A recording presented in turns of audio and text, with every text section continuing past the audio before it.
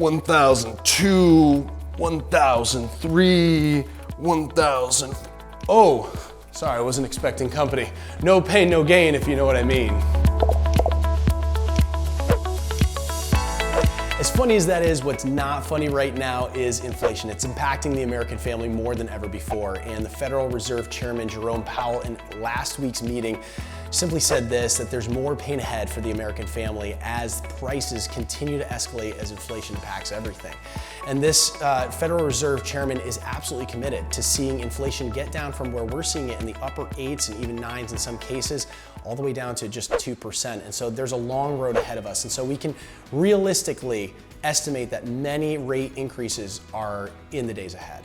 One of the interesting aspects about the reporting of inflation numbers is that it relates typically to core inflation, which doesn't always take into consideration the costs of food and gasoline, which many American families see every single day as some of the driving costs. Those costs actually get related over to how much can I afford for housing if my cost for gasoline or my cost for housing starts to rise. And so we're seeing buyers these days pull back a little bit from what they used to be able to afford to now a new normal. But bad news and bad advice is so prevalent right now. In fact, that's what seems to sell, especially on news stations. Headlines like "the market is about to crash" are very common these days as people take advice from others who they've seen in the past say, what goes up must come down. However, what we need to really consider is how high is up and how low is down, and what's causing things to go up or to go down in any given market. I received this text the other day.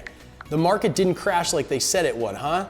The reality is that news channels tend to share headlines that sell rather than taking into consideration local market data. Right now, we are seeing a cool in prices, but that's primarily due to two reasons. The first is, as we enter into the fall season, we typically see prices cool about 5% from the months of August all the way till February, as there's less buyers in the market and typically less people decide to list their house during that time frame. And as interest rates rise, we're seeing that disparity in between price and value start to come together a little bit more, and that also gives the appearance that prices are dropping. So what's likely to happen? We're very likely to see a slight cool in the market from now all the way until February of next year, where it's supposed to ramp up again.